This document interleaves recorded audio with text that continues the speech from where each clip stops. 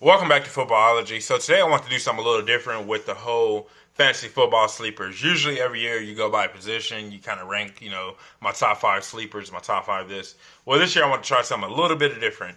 I want to try to go with divisions and in division sleepers. So I'm gonna give you guys a list of guys that I think are sleepers in no particular order, but guys that are within a certain division and the sleepers that are in that division.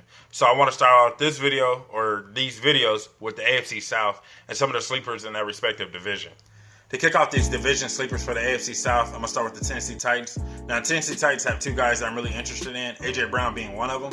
Now, when it comes to A.J. Brown, I feel like he was one of the better receivers that came out this year in the draft. He has, I feel like, great to elite status, great to elite route running ability, and also I feel like his hands are just right there with his abilities as well. I feel like he has good speed. The only thing I don't like about his situation is I'm not sure if he's going to start, and if he does, is Marcus Mariota going to find him and give him those opportunities? Because I feel like with those opportunities, I think he's probably going to kill it this year. And so as a sleeper in fantasy, I'm getting him almost undrafted or in the 15th or 14th round, somewhere around down there at the tail end. And I feel like he's a guy that you can stash on your roster, at least for the first couple of weeks until he starts getting into the groove of things. But realistically, I think he could be a quality receiver by the end of the year. Now for the Titans, I have Alex Barnes. Now, when Alex Barnes, he just killed it on the bench. And also, I think that he's just going to be a power runner. Like, that's going to be his job. So when I look at him, especially with him being with the Titans and Mike Vrabel, and you think about what, Mike Vrabel coming from that New England tree, if you will, or that whole regime there, I think they like having power runners on their roster. Derrick Henry, we know, can get banged up at times. Deion Lewis isn't going to be consistent as either. And so their running backs are kind of open, in my opinion. Like, their third running back on their roster is kind of open. And I can see them keeping four and him being one. And so with him, I feel like he's not going to be inside the 20s guy. We understand that. But I think on the goal line, he's going to be somewhere close to like a Rex Burkhead and some of the things that he's going to be able to do for the Tennessee Titans.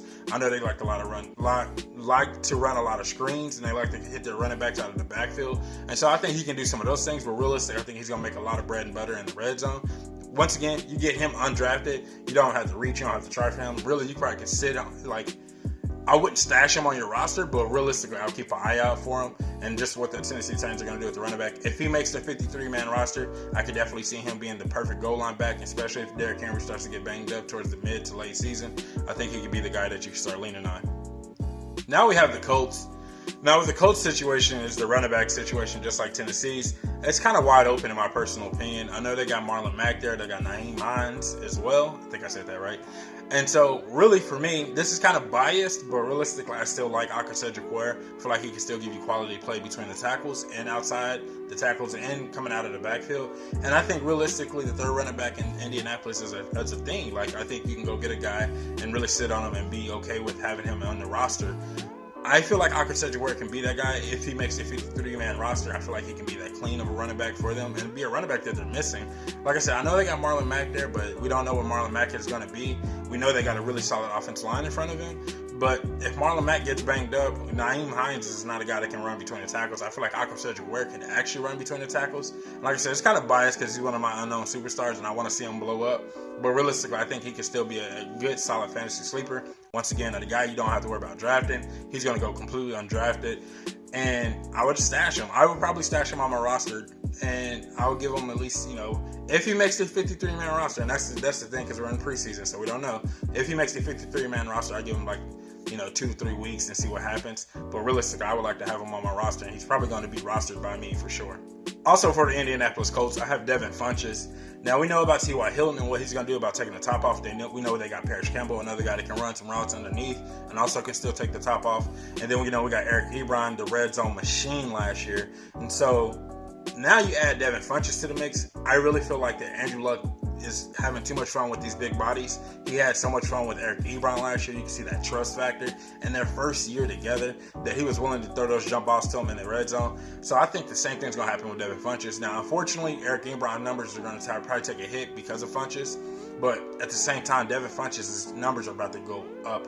This is going to be an opportunity for Devin Funchess to show that he can be that top-tier receiver. And I'm not saying, be a top 10, top 5 wide receiver, but I'm saying being a consistent receiver that Andrew Luck can rely on a consistent basis, a guy that can get you anywhere from 60 to 80 yards and maybe a touchdown. I think Devin Funchess is good for those numbers with Andrew Luck at quarterback. Cam Newton was a good quarterback. We understand that, but the biggest knock on Cam Newton was his accuracy. Now, Devin Funchess is going to play with one of the more accurate quarterbacks in the league. They can dot him nicely, put it on him where he needs to be. And Devin Funchess has that big frame, so it's an opportunity for him to show up and shine. And this is a guy that you can get about the 4th, 5th, maybe 6th round, somewhere in there. Depends on who you're drafting with and where you're drafting at. That's a big factor to me. If you're drafting in Indianapolis, you know this guy is going to value, has a little bit more to it versus if you're drafting like here in Kansas City or if you're drafting in like Texas or something. So it just depends on where you're drafting, honestly. But I think Devin Funchess is a guy that's willing to, I would be okay with having him as my wide receiver 2, or at least a guy that I can end up pinning one of my wide receiver 2 rotations this year. Now for my long Texan on my list. Now, when it comes to the Texans, we know about Will Fuller. We know he's going to take the top off, and he could be a good solid flex slash wide receiver 2 for you, because that's just what his numbers do. We know D-Hop, no need to go there. And then their tight end position, in my personal opinion, is still wide open. They have a tight end that I'm kind of secretly looking at, Kyle Waring. I'm not sure if he's going to make the 53-man roster, if they're just going to bench him this year, but I really like his upside. I like his ability. We know about Lamar Miller, what he's going to do. Now, they got rid of Deontay Foreman, which I didn't see that coming. I really like Foreman. I thought he'd be a guy that can really take this offense to the next level and help Lamar Miller in the backfield, but, you know, he got released, so what are you going to do now? So now, the only guy that I feel like is viable that you can kind of steal from somebody, once again, just a solid flex option or a rotational piece for those bye weeks, is Kiki QT. I hope I said that right. Kiki QT. He's a guy that I feel like that you're going to play matchups with and things like that. Like, you just got to be careful when you actually are watching him and watching his matchups, because I think he's going to be a boom and bust guy. One week, I think he's going to get you a solid 35, but in the next week, he's going to give you a solid 2. And so, like, that's what you have to be careful with him. But I really feel like he's a guy that you can have an opportunity of just not even worry about drafting, honestly, or probably getting stupid late in the draft and just kind of stashing him. Like, have him as a rotational wide receiver. And then if you can play the matchups and you feel like you got a good matchup where maybe D-Hop is not going to go crazy dummy off because he's D-Hop, I don't know. And then you pull out a guy like Kiki, and I think Kiki can actually blow it up. I think he can be a guy, like I said, he's going to be boom and bust. But if you're going to, when he's booming, I think it's going to be nasty when he booms. But when he busts, I think it's going to be just as bad. So it's like that high ceiling with that low floor. But once again, I think he's just a good rotational piece, and if you can get him on your roster just to kind of rotate him in and out on those bye weeks, I think you'd be okay. Now I have the Jacksonville Jaguars. Now when it comes to the Jaguars, it's kind of crazy. I feel like people are sleeping on them. Like, I look at their offense, and their offense is pretty much about to be nasty this year. If Nick Foles can be Nick Foles that we know, that we've come to know and love, their offense can be dirty this year. Like, their offense can scare some teams away. With Leonard Fournette running the rock, one of the better offensive lines in the league that people are not talking about. And then I think, realistically, like, everybody's talking about this team's trio. And I'm sitting here doing my research, and I'm like, why nobody talking about Jacksonville's trio? D.D. Westbrook, Chris Conley, and DJ Chark. Like, these guys can fly. Like, I know, like, here in Kansas City, like, we got some speed for sure. Like, I'm not going to say that. We got speed here. But Jacksonville got speed for sure, too. DJ Chark ran a 4.3. You know, why you sleeping on him? And Chris Conley ran a 4.3. They got Keelan Cole. I think Keelan Cole. So it's like they got speed there for sure in Jacksonville. They got weapons there in Jacksonville. The only thing that Jacksonville doesn't have is a tight end. I feel like their tight end position is kind of up in the air right now. But forget that noise. Their wide receiver trio is nasty. So Chris Conley's one of the guys. I already got completely off topic. But Chris Conley's one of the guys that I feel like is a sleeper. Once again, you can get late. I've been a Chris Conley fan since he came out of Georgia, so I'm excited for what he's going to do with Nick Foles. I was excited when he had Patrick Mahomes last year, and he kind of flashed here and there, but I think this year he has an opportunity to take that number 2 role and really hang on to it and really explode this year for sure. Maybe have his first 1,000-yard season. That would be dummy hype. Like, I'd be stupid hype for that. So definitely Chris Conley is a sleeper for me. He's a guy that you can get dummy late, and he's going to be a rotational piece starting out the season, but once him and Nick Foles, I feel like build that rapport and get that relationship going, I think he can be a definitely wide receiver too that you can feel comfortable starting week in and week out. My other Jacksonville sleeper is DJ Chark, another wide receiver there. Once again, I think his route running ability isn't the equivalency of, like, I think Chris Conley, who's actually been in the league long enough to actually hone in on his craft and really work on his craft as far as being a route runner.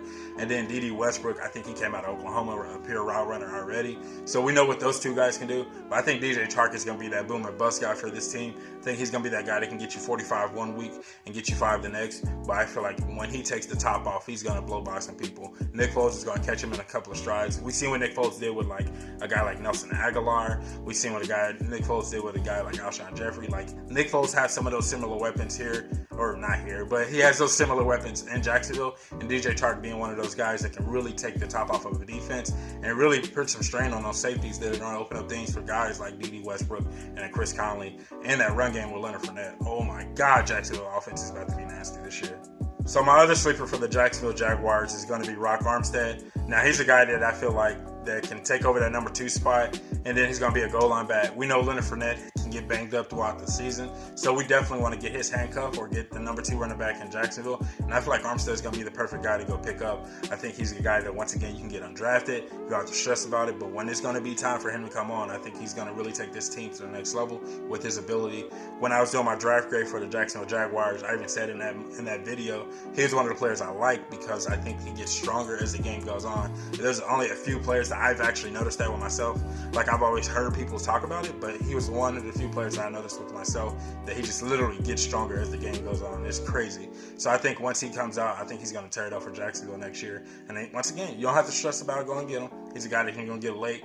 And then once he comes on, I think he's going to be a solid flex position for sure. So that's all I have for you guys for these divisional sleepers. I really hope you guys enjoyed this video. If you do, give it a big thumbs up. And if you're not a footballologist yet, go and subscribe to the YouTube channel today, become a footballologist, and stay safe, football fans.